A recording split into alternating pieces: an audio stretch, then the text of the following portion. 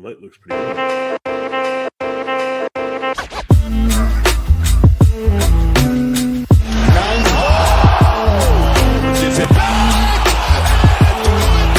I believe that the Minnesota Timberwolves are going to win the World Championship. Edwards. They are advancing to the Western Conference Finals for the first time in 20 years. Oh, it's on, ladies and gentlemen. Oh, yeah, baby.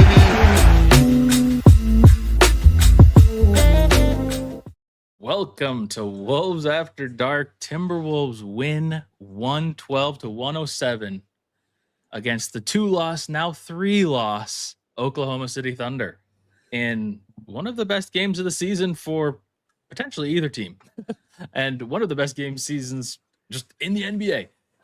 If you're new here, if you're not new here, like the stream, follow the stream, share the stream, do it all. As always, we're going to do a like for giveaway thing. 75 likes on the stream. Get to like. And this is like one of the best games of the season. All right. Wow.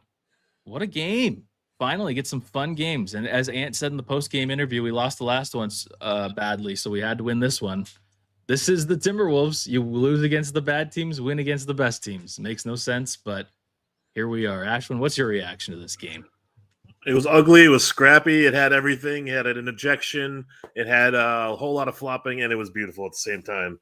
A game I think we needed way more as a fan base to see after kind of flopping and shitting the bed against Memphis and teams that we were supposed to beat throughout the year. We're here to play. We're not like a fluke from the last couple of years. And I think this really is going to galvanize this team. So many like moments for each and every player. I felt like Ant had his moment at the end of the game on all sides, all aspects of the game. But Rudy Gobert dominated this game. Naz had his moment. Dante had his moment. Even Dillingham, scrappy, getting extra possessions here and there. It was very cool to see. And in a lot of ways, this win is like just a couple possessions here and there can swing every NBA game. And so it just also shows to the NBA that you don't have to have, Wemby. You don't have to have like insane, overpowered, like elite athletes. You can kind of grind out a game against a team like OKC. They are like mortal. You know what I mean? Yeah. And we proved that tonight. It's just like you said, it's like there were moments tonight where it was like, man, how are we in this game? Because, typically when you're watching a team take on, when any team plays OKC, obviously OKC is a tremendous team and they're deep too. Like they have so much talent with that team, but it's like for us, usually when we have to win, it's like one person, whether it's Ant or in the past Cat or, somebody goes off and has to have like that 40-point game. And then they just have a couple other players kind of chip in enough. This was like an all-around effort because like you said, there was a little bit from everybody. Before we get too deep, Kron with the 5 gifted. I'm fixing my enunciation of that. Kron, I appreciate you for real. This is how we are able to do giveaways. I appreciate it. Capo, imagine if we hit our free throws. Also, member for 24 months. Whoa. That is crazy. Cameron, we're old. Have we even streamed for 24 months? No, I'm just kidding. That's crazy. But I do appreciate the member. Okay, but how does this affect LeBron's legacy and laptop fund money on the way? Thank you, Ryan Robinson. And Eric, by the way, Eric, you had like an A1 day in Discord tonight. Holy cow. Shout out, Eric.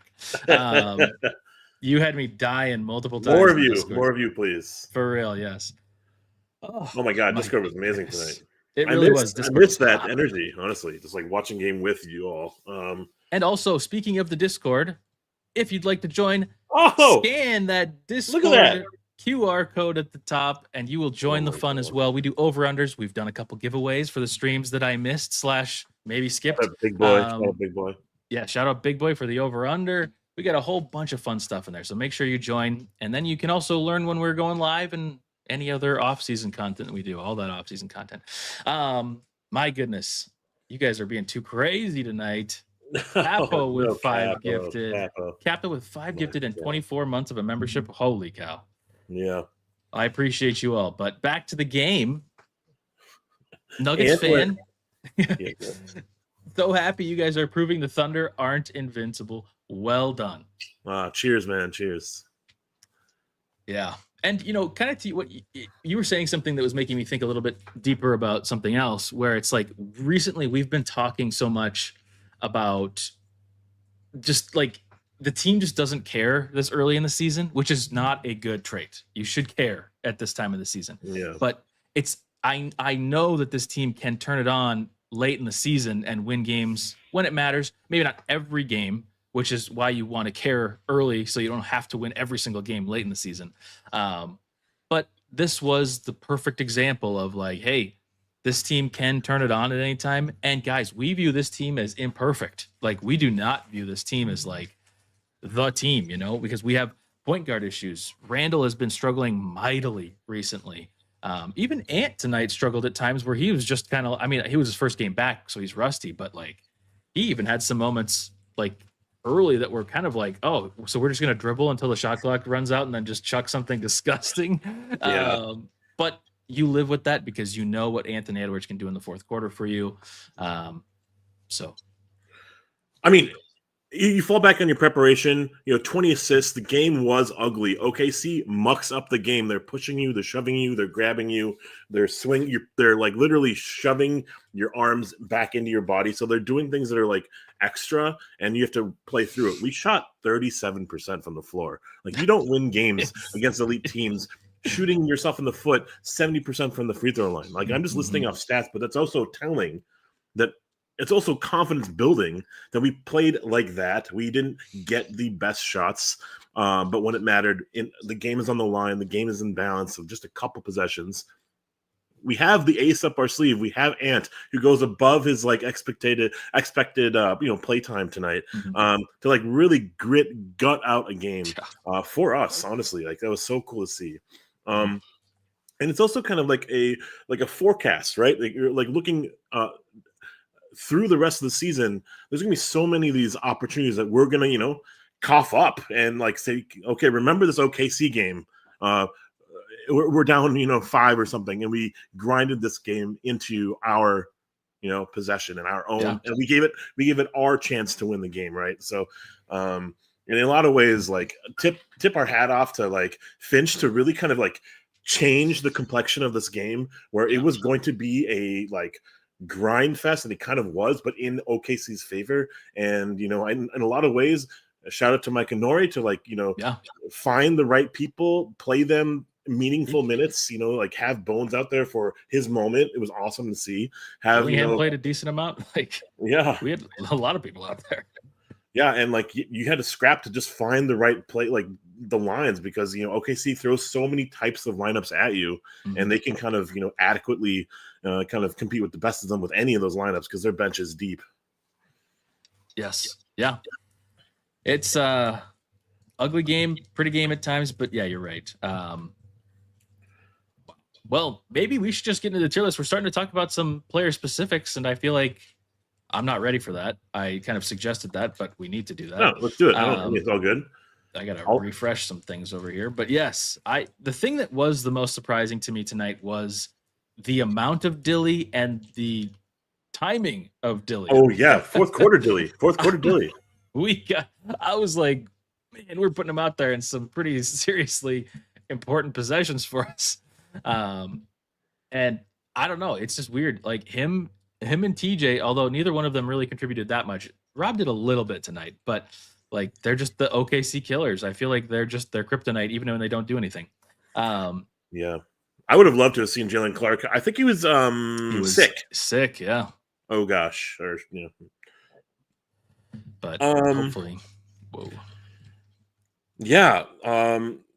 Just harping on some box score things. Let's just like chill for a second, because we were kind of overanalyzing some of like the obvious mistakes that were happening with like Ant over dribbling, Julius kind of like ball hawking and kind of like not really moving the ball much, a couple turnovers here and there, and those are really costly, where every possession kind of starts to kind of snowball into like this big little drought, or like this like mini run for OKC, and how do you kind of challenge that and contest that? Well, you have to play smart, and you can't like just dribble between your legs and behind your back and stuff like that. You have to really play crisp, and like bounce passes don't work against OKC. So we were learning a lot of that all along the way of the game. 13 turnovers, like I'm pretty impressed with this team to like go through all that adversity, especially in the first quarter, and like play the way we did in the first quarter and come out, just trailing by a little bit. Like shutting them down in that second quarter was epic. And then that really kind of gave us a big boost at halftime to really like say, hey, we are in arm's reach of this game. Yeah. Like you said, I mean, when that first quarter happened, I legitimately was like, we're so cooked. Like we're going to lose by so much. But then, you're right. The second quarter, OKC only scores 18 points. Yeah. And I mean, we scored 25, so it wasn't like we dominated, but like you said, we changed the momentum. We changed the tide of the game, gave ourselves a shot. So, what the heck is this orange thing that I'm seeing from Midwest Mama? Shout out Discord to you, Mama. legend. You've been in Discord a ton this year. Maybe one of the most of Discord this year. I appreciate it. Great win tonight. Appreciate what you guys do in the Discord. There we go. FOKC. crazy booty hole gang. Okay, we've got because we were clenched. Oh yes. Together we unite. Yes. That's amazing. I appreciate the super chat, and we appreciate you. We don't need the super chats. Of course, all this just goes back into giveaways. But seriously, all you guys that join the Discord, join the chat here, participate in chat, subscribe, become members, whatever it is, all the support that you show us and the community is super appreciated. So you guys are awesome. Thank you so much, Midwest Mama. Tier list time. All right. Since we're probably going to have some newbies, probably going to have some OKC fans travel to these things and watch these shows after they lose. So hello to you. They're here. And they should probably close their ears here shortly. But in case you wanted to know how our tier list works, we grade players on a nightly basis. This is only based on our expectations coming into the night and how they performed based on those expectations. A1 is an unforgettably good night. Like, you're never going to forget it. Wancho is unforgettably bad night. Meh is kind of like you were unnoticed or you did what we expected. Clark County Jail is defense. Cash is good offense. Horse-sized duck is a great game that we might forget individual performance-wise, but yeah, this game as a whole is like, I mean, this game as a whole is probably an A1 just because it was a fun game and it was a back and forth game and it was drama. I mean, this was like a movie. We just went back and forth so many times. What did Grady say? We had like 10 lead changes in the third quarter alone, which is like insane. But no, this was just a fun game to watch back and forth.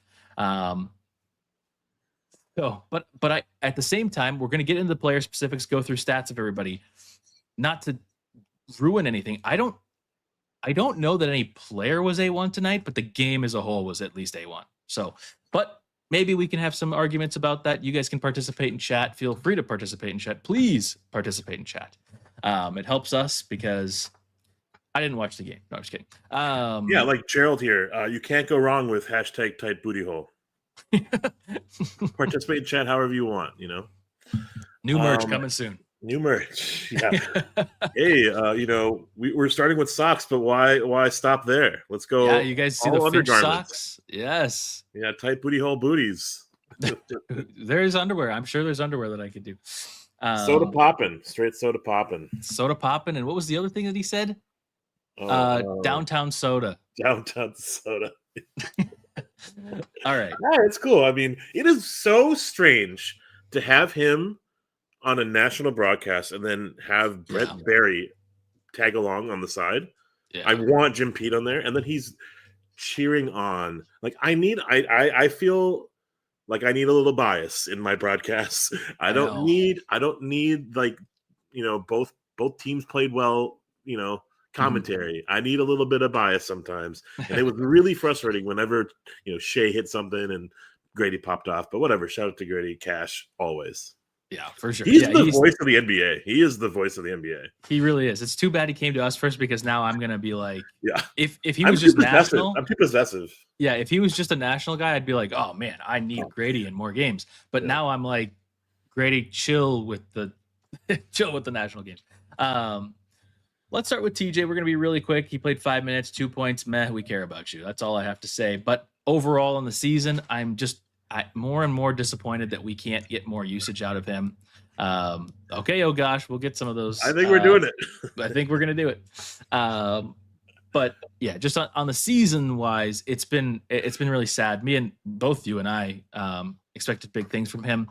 And he's just, he hasn't been usable and he only played 5 minutes tonight. So not a ton to say. Pretty sad there. But, and I agree, Ryan. Rob Dillingham played 12 minutes, more than his normal allotted 11. Thank you, Mike and Hori. But important 12 minutes. Where did those come? So he had none in the first quarter. He had 6 in the second quarter, and then another 5 in the fourth quarter. So he was playing in important moments, and he was a plus 10. But he had 0 points. He had 6 rebounds. Am I reading this correctly? Yeah, no, 6 rebounds, 3 assists, and he did a block. Yeah. It was 0-4. This is the craziest. This is the craziest Rob Dillingham. Yeah, he had 6 rebounds, 3 assists, a block. He was plus 10. He had only 1 turnover, and he had 4 personal fouls. Just bonkers stats for 12 minutes. Low key, his defense, as we've noted in the past couple shows, it's there. It's a thing. It's not just oh, Rob sucks at everything, but at least he has a little bit of a getting in the passing lane thing. He's doing some stuff out there. Yeah. But yeah. What I like the most right now is that we're giving him a little bit of burn. The way that we would use him prior to, these last few games is we would just put him in end and beginning of quarter situations. So he gets 4 minutes just to put minutes into his box score. Right. But he's playing kind of empty minutes, right?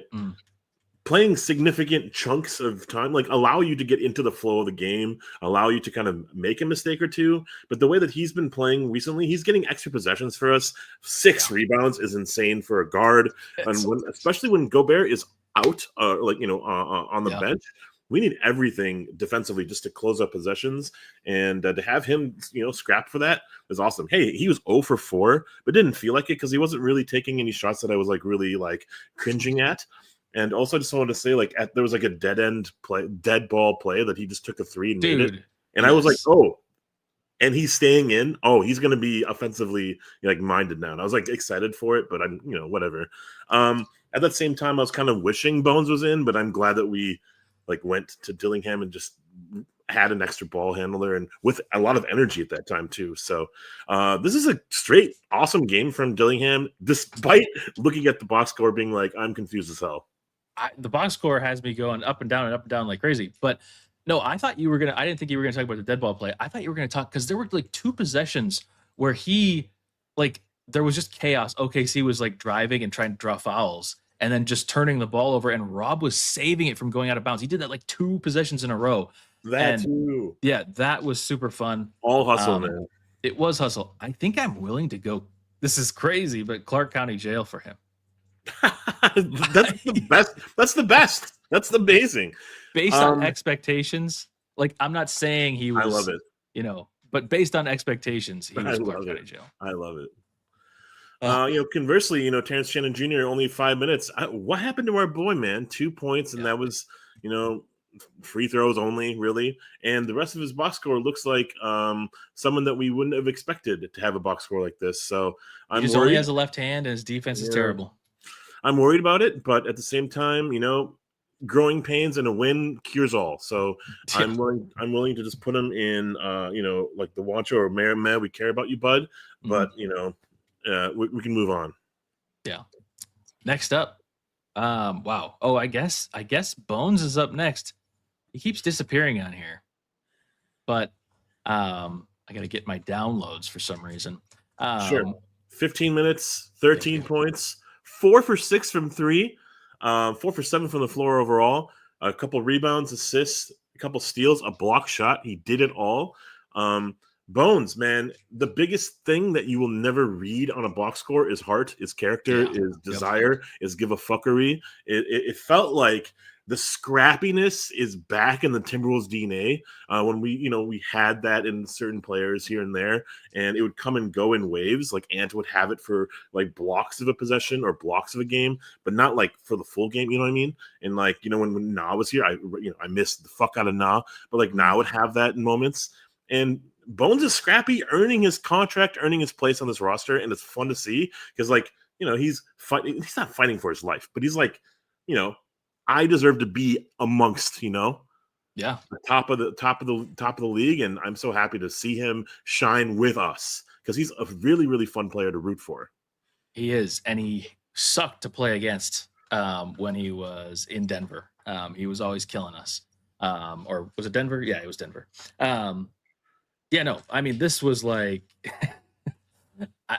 I really am considering HSD tonight. This was like straight up, can't be anything other than that. This was so fun. It's everything you said. I mean, I can't say it any better. I mean, the heart element of this, there's this Twitter post going around. Somebody made a joke for somebody like the Knicks celebrating the NBA Cup or whatever, and the quote tweet was of Patrick Beverley winning the play-in game with us, where we all celebrated like crazy.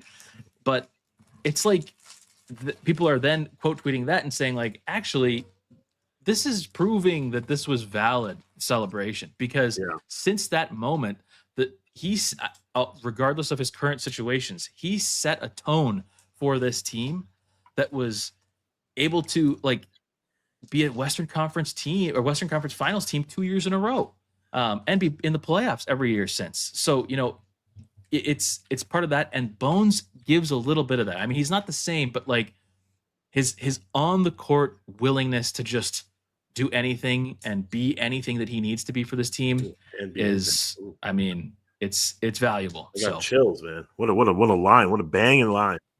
Yeah, clip that. That's a new feature, by the way. We can say clip that, and StreamYard will clip it for us for a short form thing. That's crazy. That is crazy. I love it because you know what we really, really desperately need right now is energy. We need another player to just add a point guard, and we need so many like small things that also come from the bench. It's like I think Brent Barry said it on the broadcast. Like Naz Reed is like about 45% of our bench points. That is great for Naz Reed, but also kind of a testament to how like weak and frail and thin our bench actually is. It could have been, and it should have been a strength, and it's been kind of like a road to recovery, like finding new pieces to kind of inject into the lineup. And it's, we're relying a lot on the young dudes, and they're not really performing up to snuff, but give them time, maybe that will happen. Thank you, Bones Highland. HSD easy. And as Kron says, he took the ball away from Hartenstein. That was fun too. That was crazy. But yes, HSD for Bones. Dillingham and Highland, man, that felt like new energy. Like how working. We would start games, and we still start games slow as F, right? Yeah. But then here comes Dillingham and Highland. They play fast, they play in transition, and they play with like desperation. And I think some of that can obviously lead to turnovers, bad possessions, and stuff like that. But in a lot of ways, we need just more possessions, and we need to play faster and get easier bucket and easier opportunities for buckets. And so I think this is like a really cool injection of like a new thing that I wasn't really expecting much of in the season. Dare I say, like had any idea that this was going to be something that we would talk a lot about at length. Yeah, it's pretty wild. Next up, let's do Dante. Dante, 33 minutes. 15 points, 4 rebounds. He was a plus 12. He was 5 of 12 and 4 of 10 from 3, but he had, I mean, what was that? What quarter was that for him? It was the second? No, the third. He had 3 threes that just felt, I mean, he came out at halftime like on fire. Yeah. We needed it. We always need something coming out of the half because we're a little lackluster to start the game and to start the third quarter sometimes, but he was there for us, and he made big shots. This wasn't like necessarily some like incredible game from Dante, because I think he was. So I sort of liked this because he was getting lost on defense and kind of losing his balance on defense and running into players very hard, which ended up being hard fouls which I kind of liked. I feel like you kind of have to do that against this team because they play so physical and are allowed to play so physical. So even though we're going to get called for stuff like that, we were joking in the Discord about some things that I won't say on stream. But I think some hard fouls are in order for this team. And by this team, I mean OKC, because they are doing the same things but not getting fouls. So I don't care if we're going to get the ticky-tack fouls that they call on us, they might as well be hard fouls. Now, I don't think that Dante was doing any of this intentionally because, like I said, I think he was just a little lost on defense. But he was, he has these moments. He has these shots that are just huge for us. And it's something that we just haven't had in the past, where we can have a player come in the third quarter and just knock down 3 threes for us and make it this good. So, Ronald McPaul, Dante was a stud. The ginger on UC Santa Barbara violence was something. Wow. Ball knowledge going crazy. Salute to you. Yeah. He's doing a lot of little extra things that I'm really admiring. I think I want to say a couple things about just like basketball and how it's trending and how I'm like not a fan. And I was a big fan of how this game kind of played out. A lot of scrappiness, a lot of hard fought possessions. That's what I really like in basketball, like grinding out games sometimes. I love blowouts, like when it's our team and then a nothing burger kind of game. But like these are the types of games that we get up for. We remember a lot about these types of scenarios. This might be a pivotal moment in our season, this win, by the way. And so Dante DiVincenzo did a little bit of extra stuff. Like he would not fall or flop, but he would like exaggerate contact to get an extra possession or get a foul on Lou Dort. Basically playing into what OKC does and basically not saying, hey, we're going to play the ethical way and they're going to just like, tire themselves up by playing something else. Like we have to also kind of play into how the game is played, right? How the game is called. And I wouldn't say like go hard in that one direction, but like pick and choose your spots. And I think that's great because like what happens is he's not like really costing us anything by falling to the ground, but he gets a call every now and then, and that's great. Sometimes he has the tendency to overshoot or kind of overthink about his role and like that, that last possession or that last time that he had a possession where he was basically ISOing. That was like not called for, but in a lot of ways he had the ball and he had kind of like a hot potato. He had to do something with the ball. So he had, in a lot of ways, I can respect that at least aggressiveness, right? Yes, and his decisiveness. Yes. Yeah, 100%. And 4 for 10 from 3, that's kind of not like gaudy numbers, but that's what I want Dante to do. I want him to shoot threes. I don't care about percentages. I want him to be very, very aggressive, decisive when he has the ball in his hands. And he's a team high plus 12. Like there's reasons why like he was out there because I think he's just more of like a savvy veteran. There's more defense in him than maybe Bones, but like there's scrappiness too. And I'm just happy with what he did. I would say, nice. But you can argue cash. I don't really care.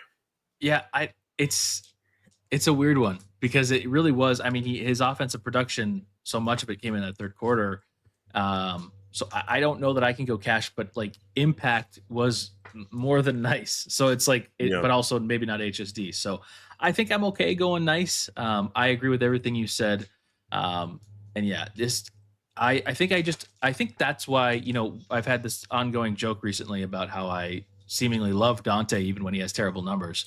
But I think it's because of the things that you just said. It's his decisiveness and just like he's willing to, like, if he has any bit of an opening for 3 or anything, he just takes it. He's just like, I'm going to take it. So I like that. And tonight it felt good. And again, it felt like he was a plus 10 or it felt like he was a plus 12 and he was. So,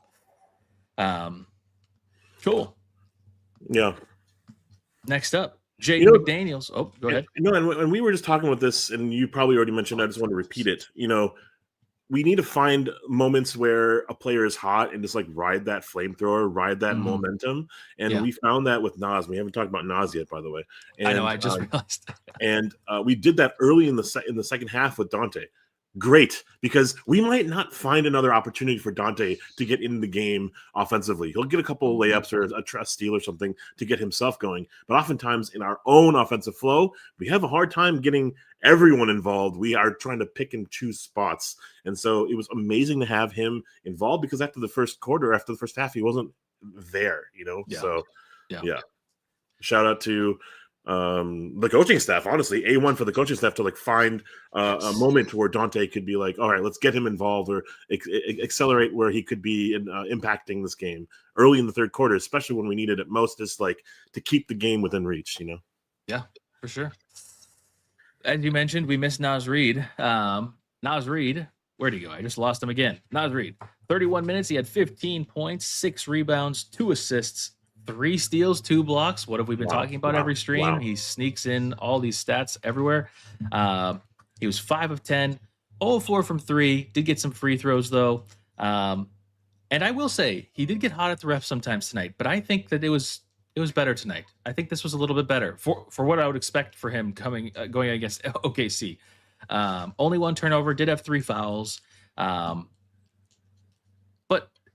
this is a weird one for me. I mean, I feel like he was out there a ton tonight. He was a ±0, but he was out there so much of the game, so much important minutes. Where did his points come from? So his first quarter, he had 2 points. Second quarter, 4 points. Third quarter, 2 points. Fourth quarter, 7 points. He did feel nice today. I think he did feel nice. This was a more of a typical, what you'd expect from Naz Reed kind of a game. I agree. He played with a ton of heart tonight. Totally. And again, this is one of those games where it probably looked better than it actually was. But I think tonight that is valuable, because the eye test tonight was effort and trying and, scrappiness. And I think all of our players played with that tonight. And I think that is what contributed to the win, because again, like we said at the top of the show, it wasn't like there was one particular player where it was like, this is the guy and the reason we won the game. I mean, you could argue Ant, of course, at the end, but but besides the couple shots from Ant there at the end, it's like, this was kind of an all around effort, and it was a lot of scrappiness. So, yeah, I think I'm good with going to nice.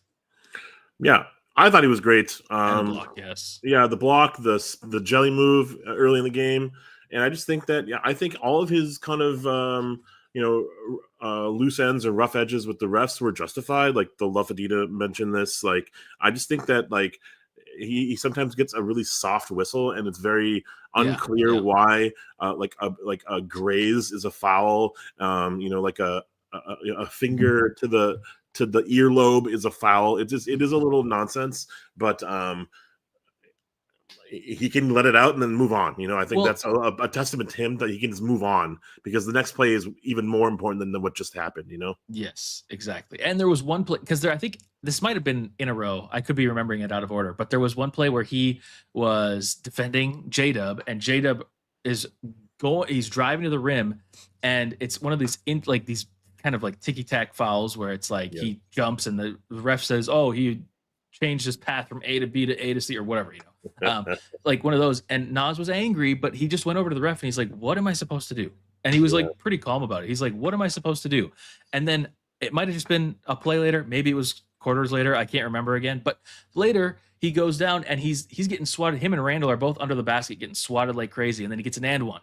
And it's like, that is perfect. That's what I want to see from that. That's right. So that was super fun. But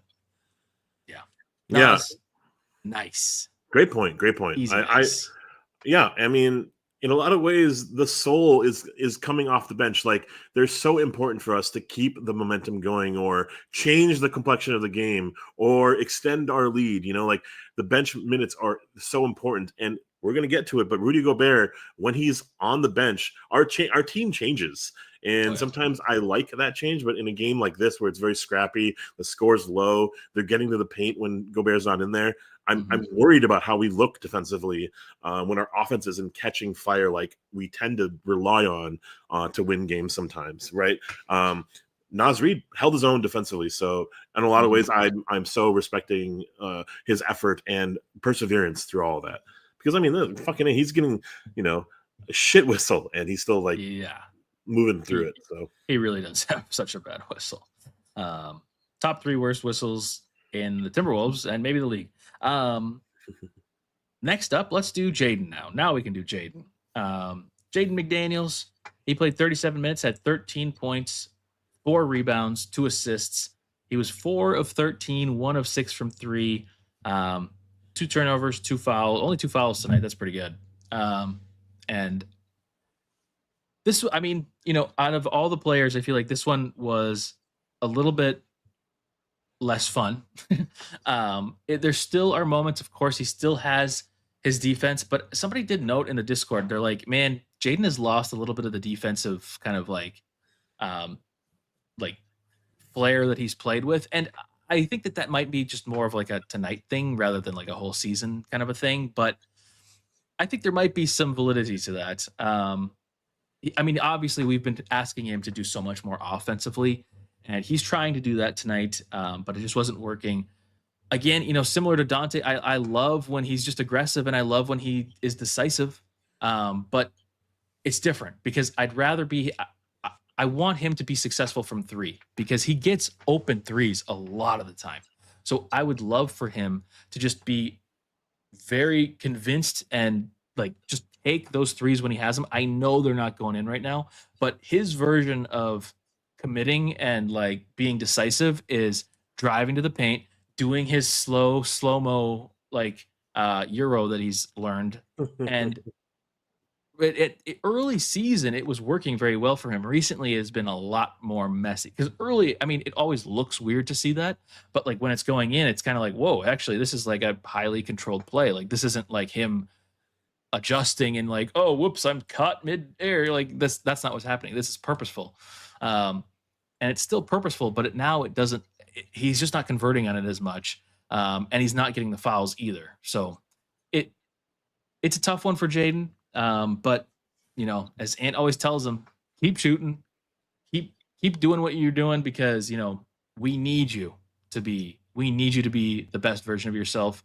And I mean, we've said it forever, but like if Jaden starts developing an offensive game, I mean, look at the Thunder, they have Shea, who is obviously incredibly talented. And now like he was great, but then he needed J-Dub, and now J-Dub is really, really good too. And J-Dub has come a long ways, offensively and defensively. We need that leap offensively from Jaden to have that 1-2 punch. Sure, we have Randle and we have Naz for these guys that can do that, and I guess Dante to a degree. But if Jaden's the one to do it, that's how this team can be constructed going forward. This is too much of a future forward conversation, but like that's the key to this team being successful for more than just 1 year or 2 years. This is like, as long as you can keep Jaden and Ant, you're going to be successful if they can do that. So, but tonight, a little bit disappointing. Yeah, I mean, I don't really have much more to add. 1 for 6 from 3, I don't care. Like the fact that you took 6 threes is really that's exciting to me because we need to find moments to get Jaden involved, and sometimes we force it, and sometimes he's too not passive but reluctant to shoot. And in this season, he's kind of taken upon himself to like be aggressive and assertive and selfish when the ball kind of finds his way in a moment where he can take shots. That 1-3 in the corner that a couple people in chat are mentioning was sick. That pass to the corner, wide open 3, nail it. We need that. That's fuel for us. But he beats himself up as much as we kind of can criticize or and any missed shot can be kind of overanalyzed. He does it too, and like a pass turnover, and he really kind of it eats at him. So I think he's finding his way through it all. And if this is, as Jay News says, if this was meh, like fucking fine. Like he played great. Yeah. And I thought there was a lot of moments where we're not recalling that he was basically just saying straight up denying penetration or denying access to what OKC wanted to run. So, and I mean, it felt like he was playing most, if not all the time on Shea, like on J-Dub, and that's a hard ask, right? So yeah, it is. That's true. That is true. Yeah, tough night, and kudos to him for only having 2 fouls. That's pretty impressive for a night like tonight when you're playing the team that gets every. I mean, the way Jaden defends, honestly, is a way where it's like, okay, well, anybody else that does this to OKC, you're getting fouls. So it's good. Next up, who do we got? Let's do Rudy. Rudy Gobert. I don't know why I'm struggling to find people here. Didn't play a ton in the fourth quarter, but as you mentioned, that was kind of okay. 33 minutes, 9 points, 14 rebounds, no blocks. He was 3 of 6 from the field and 3 of 7 from the line. Not a great free throw game for him or really us in general. We ended up being okay, but we had a lot of missed free throws in the beginning that were like, holy cow. Well, actually, we didn't end up being okay. What did we miss? Like 15 free throws? I don't even remember. We missed a lot, right? 14. Yeah. Okay. Holy crap, 47 free throws. What? We have it's crazy. We had a big differential. Yeah, they only had 30 and we had 47. Pretty wild. But yeah, Rudy had 3 fouls, 2 turnovers. Rudy also, I will say he's had some really good games recently and rebound. I mean, there was like 5 possessions in a row where he got a rebound. I don't remember what quarter that was. He had 5 rebounds in the first. It must have been the third because he had 7 rebounds in the third quarter. But he was dominant tonight. There are 2 plays that I don't know if we should be allowed to discuss on a Pro Wolves podcast, but we will. He airballed a dunk with nobody around and then looked back at the ref like, where's the foul? And then he caught a lob and jammed it right into the rim with little defense being played on him. And that was going to be such a nice lob and finish by him, and a crucial moment. But of course we won, so it doesn't matter. But those 2 plays will be on social media and already are on social media, getting crazy views. And everybody's saying, "Oh, look at how bad Rudy is." Da, da, da, da. But this is one of those typical games where Rudy will come off to the national media as, "Wow, what an idiot! He's so terrible. He's overpaid." But he actually provided us value outside of those 2 plays. Like he was valuable tonight. Required. He was absolutely necessary out there on the court tonight. 15 rebounds, 7 of them offensive. Basically stopped most, if not all, penetration in the rim. And points in the paint, most of them are at like the top of the paint, right? They're not at the free throw line or near the free throw line. They're not near the layup line. That's like AJ Mitchell, and that's like about it, right? Honestly. Maybe a couple of those like falling layups from J-Dub and Shea, and that's it. And that's like, tip your hat to a great offensive player, I guess. We lost the points in the paint battle, but it's not like this huge, swarming number, just by a couple points here and there. That's awesome, because when he's off the court, it does change our defense, and we rely on a lot of last line of defense, kind of like mantras or kind of methods, and that doesn't always go well for us.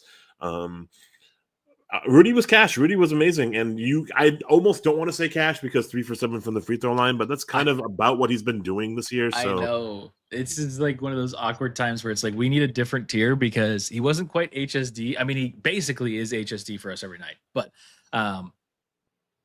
it wasn't like, so June points out, yeah, he only had 1 point. Hartenstein only had 1 point, but it's like, it's more than nice. It's less than HSD. I think I'm willing to go cash as like a asterisk. Like, this wasn't necessarily because of an offensive game.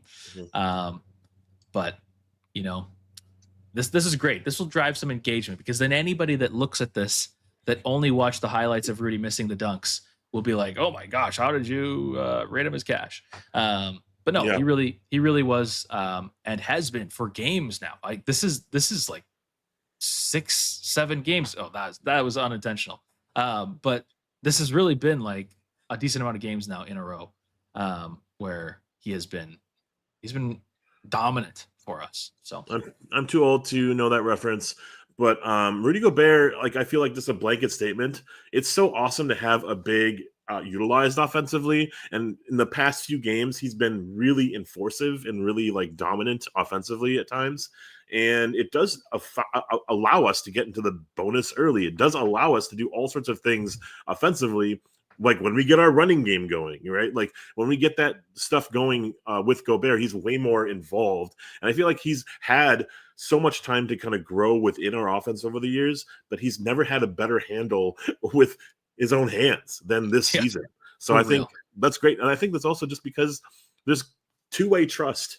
You know, like we didn't really ever throw the lob to him unless there was Cat mentioned a lob from Cat, right? Or Joe Ingles. That's why we brought him in to do a Joe Ingles thing. The Conley Gobert effect didn't really manifest into much. And now, you know, Conley's not really playing. He's injured and everything. And so it's a lot more on everyone else to get him involved. It's great to see Jaden. It's great to see Bones. Even Dillingham has some chemistry going. And we're finding him in these moments. And I really think, just as a global statement, that's great when you have your big as involved as we sometimes get him involved, because when he's an afterthought, it's really obvious what we do on offense. Yeah, yes, that's true. Very true. All right. Next up, let's do Julius Randle. This will be an interesting one. This is interesting. Julius Randle, where'd he go? 32 minutes, 19 points, 8 rebounds, 5 assists. Remember. Don't look at his field goal percentage. And also don't look at his free throws. He was 3 of 15 from the field and 12 of 16 from the line. 2 turnovers, 4 fouls. But I mean, this is how you have to play when you go up against OKC. You have to get to the line. You have to draw fouls. You have to get people in foul trouble. Because OKC legitimately, although they do all the foul baiting stuff, the reason it makes me so mad, and I think most people so mad, is it's because they're a good enough team to win without that. And they could be 25-3 right now without doing any of that BS. They could be the most ethical team possible, and they'd still be dominating everybody. So like, it's just stop it.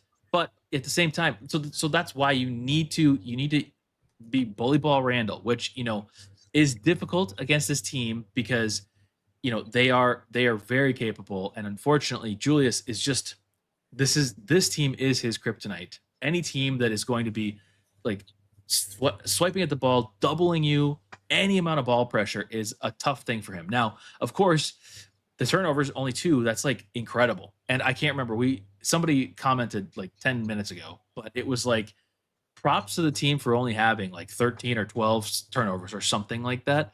That seriously is a miracle against this team and with our team, because our team, we're terrible with ball control. And okay, it's just the same thing that happened in the playoffs last year. We talked about it in our pre-games things. It's like we're gonna have to see what happens when the worst ball handling team goes up against the best steals team and ball pressure team. So, but anyways, you know, Randle, he ended up getting points, but at the line, and it was valuable. And in some big moments, but you know, overall, obviously this is a struggle. His shot is just so off right now. It's crazy. That one of his first threes was like seriously concerning. Like Rob Dillingham level concerning. But no, I mean, he made the best out of a bad situation and a game. Again, I know Randle fans are going to watch to this point in the video and they're going to be like, oh my gosh, you hate Randle. You can't deny 3 of 15 from the field, but you also can't deny 12 of 16 from the line. So I don't know where to put him tonight. I did my Wordle in 6 today because Me it too. was insane. It was so hard. I don't even know what that word was. And it gave me kind of bad vibes, bad juju. You know what I mean? Like, I don't know what these words I'm learning on the fly. Why am I equating Wordle, a fucking dated game, to Julius Randle? Sometimes this game feels a little old. It feels like, you know, the bully ball, that kind of stuff doesn't work when you're not like, you know, dominating your way to, you know, a respectable, like, kind of percentage from the field and everything. 12 for 16 from the free throw line, by the way. Ooh, that's amazing. It didn't look like he was doing much else. I will say that it felt like all of the turnovers were because of Julius. I don't want to say that, but I did say it. Don't quote me on it. Don't do it. Clip But it just felt like it. Like there was ball hawking, ball ISO nonsense, and sometimes he's just not able to do the things when you said when the arms are being swiped at, when the hands are in the passing lanes. He's just very reluctant to do anything, and we are so reliant on him to get our offense moving when we don't really have a true point guard on the court. Mm-hmm. He is like our point Julius, right? And it is kind of like our trump card, our way out of certain situations, but he can't do it at a consistent level right now. And also, like throughout the season, he's been trending he's been an near all-star level player, but like right now, maybe there's a bit of a rut, and that's okay. We can go through it. By the way, we won in spite of this rut. That is a positive feeling for me because like we're looking for a scapegoat. We're looking for things to kind of like poke at and be like, oh, I wish this was better, or I wish, and I'm just kind of, I'm open-ended with like the idea of how Julius is playing right now, because like, as long as we can kind of compensate for any of the discrepancies or like the weaknesses in this game, I'm okay with. I like that he's aggressive. I like that he's looking for other players too, but it sometimes like against the teams like OKC, as you're saying, it's just very hard, and he's maybe not fully prepared mentally for that challenge. Yes, the chat is going crazy. Everybody's screaming his grades. Yeah, I'm sorry, over explaining myself. It's a we care about you, bud. It's a whatever, all the above. 12 for 16 free throws, taking advantage of Rudy Gobert and all of the aggressiveness from our team to get into the bonus. I mean, that is something to be really sad. I mean, we won the game by just a couple of points, and every point matters, especially when we're asked from the free throw line. So it's like he was able to put his stamp on this game, even though his shooting was so ass, even though his playmaking was not there. And even like defensively, he wasn't in rhythm, in stride. Yeah. And somehow he was a +10. So, oh yeah, I mean, so what do we know, right? Yeah, it's crazy. Did not feel like it. Anyways, last but not least, Anthony Edwards. Actually, quick shout out. I think this actually might get some controversy in the chat here. I'm going to grade Finch, and I think this is an A1. A1, dude. Thank you for saying that. I'm not going to forget this. Thank you for not forgetting him. I thought that was a moment where this game was going to unravel. It was going to be like, I cannot believe that call did not happen for Julius. I couldn't believe that, like, the idea that, like, we're basically blowing air and they're falling down and they're getting calls, and the game was going to go in one direction. Finch saved that. Yeah, he did. For not coaching. Oh my God. I guess that's low-key. I didn't hate Nori's decision-making like we were talking about earlier. But no, I think that was valid. And the only thing that I can say against it, I said this in the Discord, but I do worry a little bit about doing these kind of performative things, because it is performative. I get it. That's just what coaches do. It happens in baseball all the time. And it's way more egregious in baseball. But take that for data. Also, this might not be entirely a show for Finch, because look at his comments over the years about OKC. He hates them. He really hates them, or he knows his players hate them, so he has to like visibly hate them. He is not a fan. I wish we could get his post game. But no, Finch A1 easily. I am not going to forget when Finch almost killed a referee. So, dude, and what's really funny? How would he have refed? Wow. How would he have like done his timeouts and challenges, and like would he have challenged that block? That from Naz. Would he have like had Bones play as much? Would he have played Naz Reed and Gobert together? Like, there's moments where I'm like, Mike had kind of killed it tonight. So like, shout out to all of them, really. So yeah, it was weird. Yeah, and like Renz is saying, Micah played Rob until the 7-minute mark of the game, which was great. Yeah, exactly. Pretty wild. By the way, thank you, Sam Squatch. Thank you. A1 for A1 justice for Finchy. Okay, now I interrupted all your guys' grades for Anthony Edwards. Get your grades in for Anthony Edwards. 20 Back from points. injury. Yeah, go ahead. Or are we? And back from injury. 41 minutes. That's crazy. 26 points, 12 rebounds, 3 assists, 3 steals, 2 blocks, 1 clutch block on Shea at the end of the game, and the clutch 2, which then was traded by Shea, and then he came back and hit the 3 to take the lead. Incredible. He was 9 of 20, 3 of 6 from 3, 5 of 6 from the line. 3 turnovers, 2 fouls. This was a great game. This is this is why at times our team gets into Anthony Edwards, just save us. I don't feel like doing anything. I don't want to move the ball, because he can do these amazing. He can just do these amazing miracles. I mean, these were like that shot late was huge. That block is amazing. I mean, he's blocked Shea several times now over the span of a couple of years. So this is big. Also, he was like talking to Shea after he did it. He's like, "Hey Shea, you see me block your shot?" But yeah, it was super clutch. Is this A1 or HSD? I don't know, man. I will say Fourth quarter's A1. I was screaming my ass off tonight, dude. I was back as this like rabid Timberwolves fan. I wanted this game more than anything. I wanted to shut up OKC. I wanted us to believe in our team, like after losing Memphis and after not like losing the series last year, but like how we lost it. We ran out of gas, like the 4-1, it's like it felt like a gentleman's sweep. Like that sucks. And like everything's all about OKC right now. I wanted this game, man. And Naz Reed inspired our team by saying this was must win and all that nonsense. And Edwards like really showed up, man. And I think when it mattered most in those moments where the game is won or lost by your superstars, he had a 3 against one of their better defenders, right? He had a block, he had a clutch steal and or rebound, and he did it all. And it was really wild to see that he could do that in crunch time when he's gassed off of an injury, like in addition to everything else that he did in this game, right? I know. 12 rebounds is also amazing. 2 block shots. I feel like the 3 turnovers could have been it's mostly just rust, and it's mostly just like OKC being just very aggressive on the ball. And I think his 3 assists could have been 8, could have been 9. And it's just like, our faulty shooting, our carelessness with certain possessions and having the wrong person take the shot. It's at sometimes, like the Dantes and everything inside the 3-point line.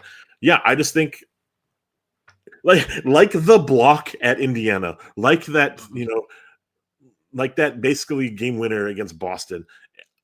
There's a moment where I feel like, is this the moment where Ant changed the complexion of our team for this season, where we were going to be a top 6 seed, but maybe we're going to be the 6th seed, Mm-hmm. Could this be something where we are now fighting for top 3? Like, I don't know, like, that's awesome to hear. That's awesome to like say out loud and feel confident, a little bit more confident in saying, Ant is carrying us. And in a lot of ways, I want this to be A1. So I know. I think that's what I'm going to do. I'm going to put him in A1 mainly because I just want to. And I don't know that we've had an A1 yet this season. I do like to reserve A1 for these Charlie. Games where it's like, hell yeah, Charlie. I'm going to be able to recite this years from now and tell you exactly what happened at the end of this game, like the Indiana game that you're mentioning, like, some of the playoff performances that he's had. That's what I want to be able to do A1s for. But somebody said this is OKC. This is a team that's 25-2 coming into the night. You beat them. You play 41 minutes. You play the entire second half. That's crazy. Yeah. And Charlie Barley, yes, it's his signature game. So I think also this is something massive. We don't have that many. We're not necessarily a great home team. We win games at home, but like I feel like we just never have these signature games at home. A lot of these games are on the road, and like the Indiana one that we're talking about. It's like and like the dunk against Utah. All of these moments are just happening other places. So for Target Center to feel that momentum and feel that energy Ooh, you're right. is, I think I like to get into the psychology of the fan a lot of the time. And like that, I think this win and this game is more valuable than potentially even like a playoff game, because you want the fans buying into this team. Because I feel like, besides tonight, the fans, we've got our regulars here who are here every single day, more than me even. But like, people here are obviously very dedicated, but like tonight, everybody's paying attention. Everybody's engaged. Where was everybody when we went 17-4 to start the season like 2 years ago? Everybody was engaged. Everybody, the fans were watching everything, super into everything. So that's why I think a win like this is massive. And it's a national game, even though it's prime, which who knows how many people are watching prime games. But, still, it's a big deal. And it's going to be talked about. So this is, I love Charlie Barley. I love saying it's a signature game because it truly was. So A1 for Anthony Edwards. And that's the tier list. Yeah, a couple of people, Adam Larkin, a couple other people in chat talking about like how about shout out Mike Nora? We've done it. We've given his flowers a little bit already, but it was great to see that we didn't really, skip miss a heartbeat. Like we played a little bit more, even more galvanized together. You saw Ant like huddling up the team a little bit on a couple moments, kind of like doing his leadership thing, like grabbing each other, by the shoulders and arms, and kind of even keeping the levity up too on the bench, kind of smiling and laughing with everyone. It's a great character quality in a leader, and you want to play for him. You know what was awesome? I think pregame, like this was so stupid to say out loud because I just saw it like before the broadcast, but like, or the game, but like Jaden McDaniels was watching a clip or a clip or a series of clips of just Ant like complimenting him. Yes, I saw that. Yeah. Like how awesome is that? Like that's so like heartwarming in a kind of like a very selfish kind of sport where it's like a me always, like it's all about me. Like the eyes is on him, but he wants it to be shone on everyone else. And I think that's a great leadership quality. And boy, he like also just closed this game out like a closer in baseball, man. Oh, yeah. They got KD, but we got Jaden McDaniels. That was me. But yes. Cool. Well, that's true, Zane. Oh, Evan, is Mike and Nori better than the Finch? Ooh, one game in, but yeah, I mean, he's coached playoff games. Yeah, right. It's interesting. Was it that the entire Denver series? It was, the entire, or was it the entire Denver series? It must have been. It had to be. Yeah. Yeah. Yes, that's right. It was because Finch came back like game 2 or 3 or something like that. I can't remember. Dallas. Yeah. But man, well, I want to give a big shout out. So for one, we're very close to doing a giveaway, and I'm going to tell you, we're going to do a giveaway once we get to that 75 likes. And we will do a second giveaway if we can get to 100 right now. And guys, I have to just give a huge shout out. This stream is our most watched live stream in Wolves After Dark history. What? The most concurrent viewers. We were almost up to 200 people watching live on YouTube. Wow. That is insane. So if you're new here, we do this after every game. Subscribe to the channel, like the stream, share the stream, share it to Reddit. Reddit's where things get found and people really start going crazy. But for real, I appreciate it. And as I said, the Discord. The Discord is where you get all information. Wolves After Dark. You get merch information. You have giveaways there. Like I said, we're going to do the giveaways in the Discord, so make sure you like here. And like I said, if we get to 200 likes, if we get to 100 likes, we will do 2 giveaways in the Discord. So yeah, it's just been a crazy night. Crazy game, fun game.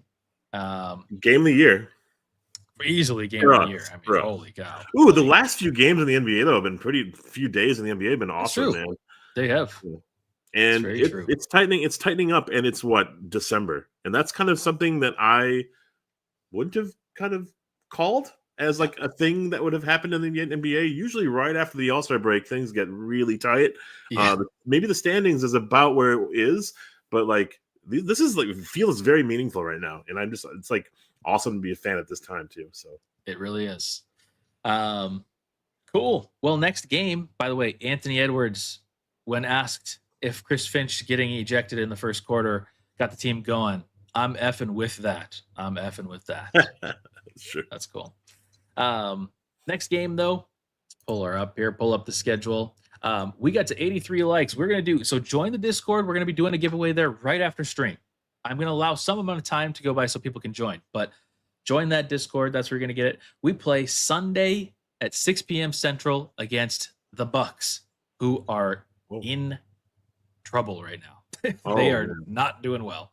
They're losing a lot. Then we play the Knicks on Tuesday, and then Denver on Thursday. As I mentioned after the Grizzlies loss, I said, you know what? We've got 4 tough games coming up, so I'm sure we're going to win every 4 of them, all 4 of them. 1 down, 3 to go.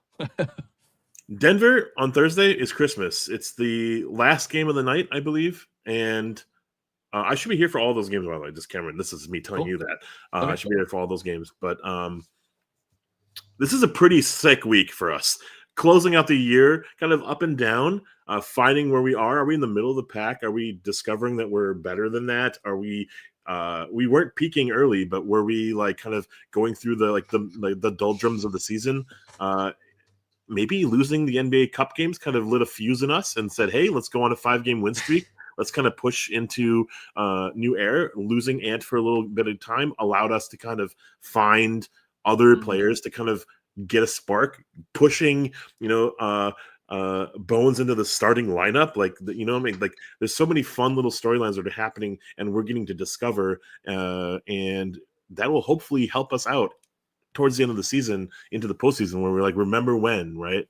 This might be one of those remember when games. I hope so. Because we have been lackluster. I mean, we've really, we're 18-10, so we're really not that bad, but we have had a lot of things to improve on early in the season, and it's been injured on and off. So being 18-10, this could be a great point for this team to kind of really lock in and head into the All-Star break and the trade deadline. So, but Josh asks, will you be on Christmas? Ashwin, you kind of answered that already, but yes, I think we will. I have plans to. It's a later game. It's 9:30 Central. So technically we will probably be streaming on the 26th in Central time. So, but yes, we will be available because that game will be done our time, like 10 or something like that. So that's pretty crazy. But yeah, we should be live for that. Should be live for everything. The only one I'm unsure of is Sunday, honestly, but I think I can make it. It's just I'm in some fantasy football championship games and playoff games that are very important, and I'm going to be very distracted. So I don't want to give you guys a bad stream just because I'm paying attention to my fantasy football playoffs.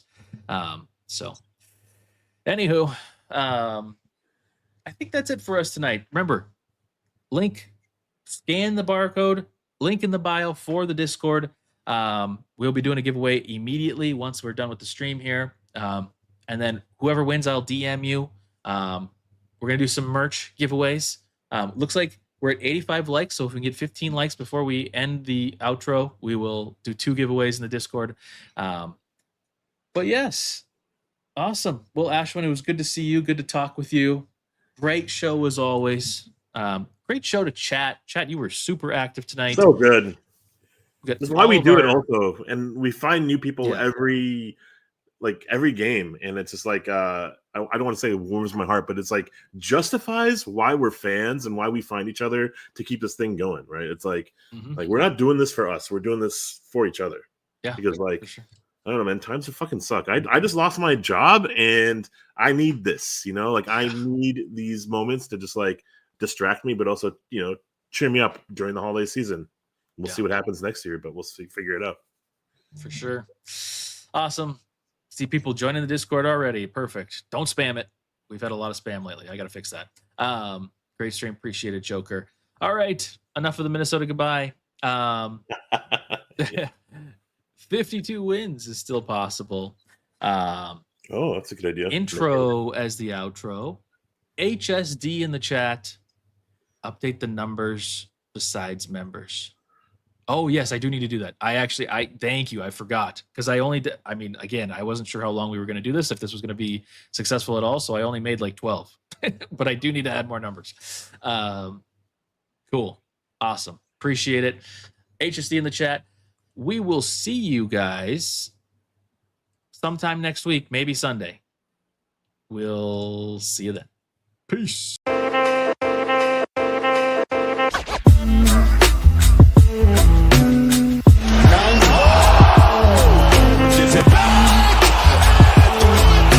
I believe that the Minnesota Timberwolves are going to win the world championship.